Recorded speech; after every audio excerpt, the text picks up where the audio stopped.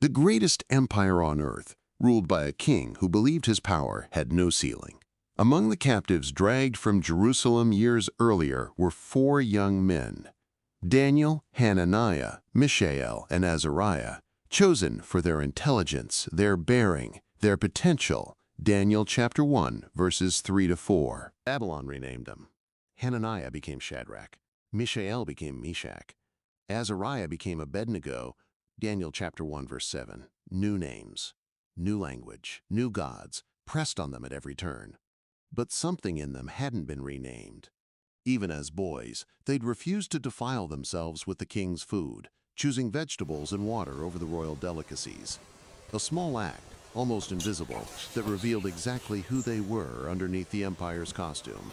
Daniel chapter 1, verses 8 to 16. Now they were grown, promoted, given authority over the province of Babylon at Daniel's request. Daniel chapter 2, verse 49. They had survived the transition. They had even thrived inside it. But surviving an empire and being tested by one are 2 different things, and Babylon was about to demand something surviving couldn't buy. King Nebuchadnezzar built an image of gold, 90 feet high, 9 feet wide, and set it up on the plain of Dura. Daniel chapter 3, verse 1. Not a modest shrine, a monument visible for miles, a statement in gold that could not be misunderstood. He summoned every official in the empire: satraps, prefects, governors, judges, treasurers, counselors, magistrates, to its dedication. Daniel chapter 3, verses 2 to 3. All of them stood before it. All of them waited. Then the herald's voice rang out across the plain. When you hear the sound of the horn, pipe, lyre, trigon, harp, bagpipe, and every kind of music, you are to fall down and worship the golden image that King Nebuchadnezzar has set up. And whoever does not fall down and worship shall immediately be cast into a burning fiery furnace. Daniel chapter 3, verses 4 to 6. No ambiguity, no grace period. Obey the music or burn. And when the instruments sounded, the record is almost eerie in its totality. All the peoples, nations, and languages fell down and worshiped the golden image. Daniel chapter 3, verse 7. Everyone, except 3 men, who remained standing in a field of bowed bodies. Could 3 officials really hold their ground while an entire empire knelt around them? Or would the sheer weight of that many people, kneeling, obeying, surviving, eventually press them down too? Someone was watching. Some Chaldeans, rivals perhaps, resentful of the promotions these Jewish exiles had received, came forward with a report Nebuchadnezzar least wanted to hear. Daniel chapter 3, verses 8 to 12. There are certain Jews, Shadrach, Meshach, and Abednego. These men, O king, pay no attention to you. They do not serve your gods or worship the golden image that you have set up. Daniel chapter 3, verse 12. The king's fury was immediate. He summoned them. Daniel chapter 3, verse 13. Picture that walk across the plain, past the enormous idol, toward a throne occupied by a man who had just been publicly defied. Whatever composure they carried into that moment, they carried it alone. No army behind them, no political cover, just 3 men. And the truth about what they would not do. Nebuchadnezzar gave them an opening, a second chance, dressed up as generosity.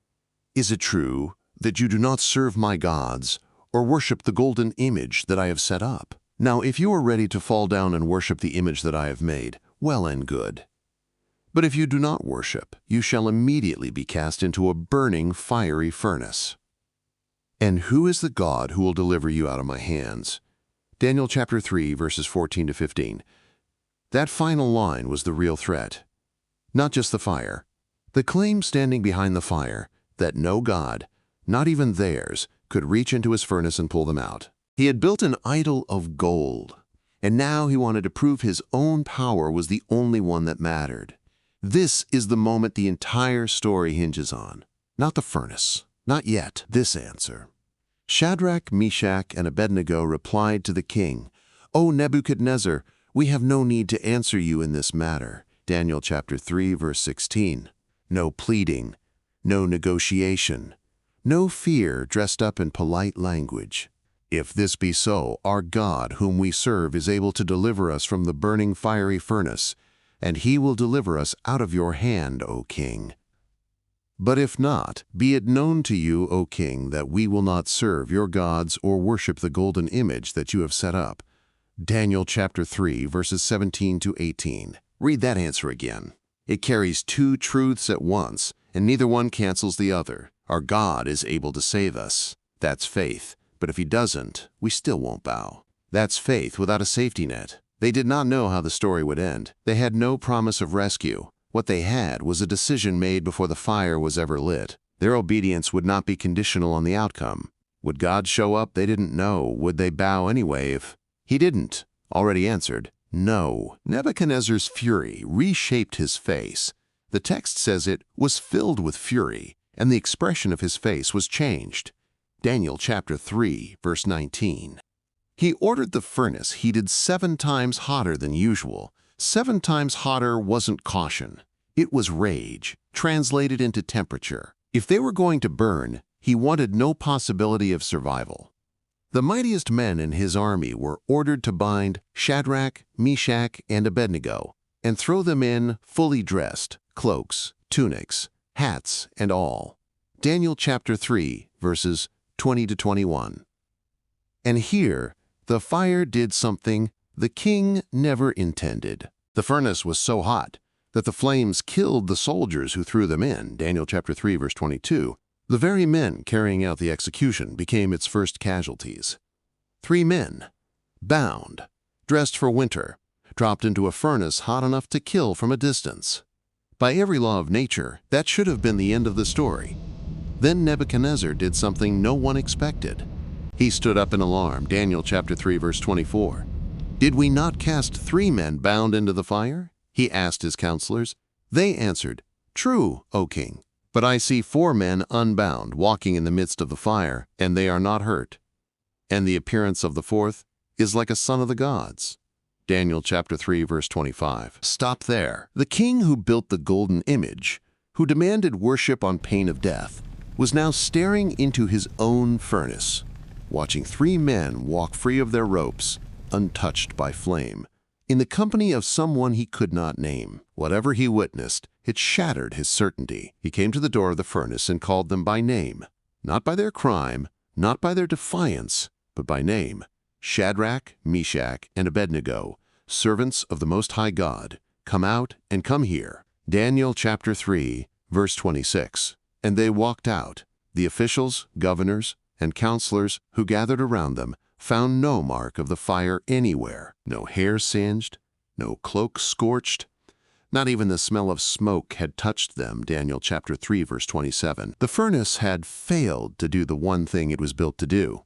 Nebuchadnezzar's response is one of the most remarkable reversals in the entire book. The same king who mocked the idea that any god could save them from his hand now declared, Blessed be the God of Shadrach, Meshach, and Abednego, who has sent his angel and delivered his servants, who trusted in him and set aside the king's command and yielded up their bodies rather than serve and worship any god except their own God.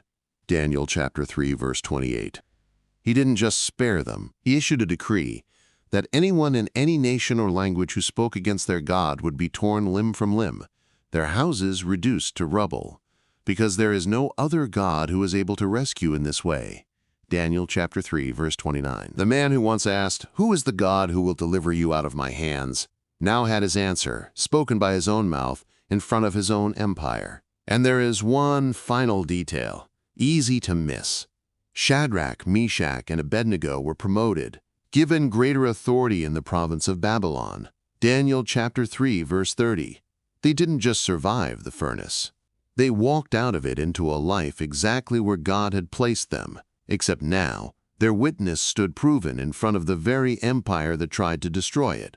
3 men faced a choice most of us will never face in quite the same form, but the shape of it is universal. Bow to what everyone around you is bowing to, or stand. Even if standing costs you everything. Their faith wasn't built on the guarantee of rescue. It was built on the resolve to obey God regardless of the outcome. But if not, that's the phrase worth carrying with you. Faith that only holds when the answer is yes isn't yet faith. Faith that holds when the answer might be no. That's the kind that walks through fire and doesn't smell like smoke. Whatever furnace you're standing in front of right now, pressure to compromise, to conform, to bow to something you know is wrong. You don't have to know the ending to decide who you'll serve in the meantime. Lord, give us the courage of Shadrach, Meshach, and Abednego to stand when everyone around us kneels to something false. Teach us to trust you enough to say, "But if not," and mean it. When the pressure to compromise feels like fire, remind us that you are able to deliver us, and that even if you choose not to, our obedience to you is never wasted. Walk with us in every furnace as you walked with them. Amen. If this story moved you, let us know in the comments which Bible story you want to see next. And if you want more stories like this, subscribe so you don't miss the next one.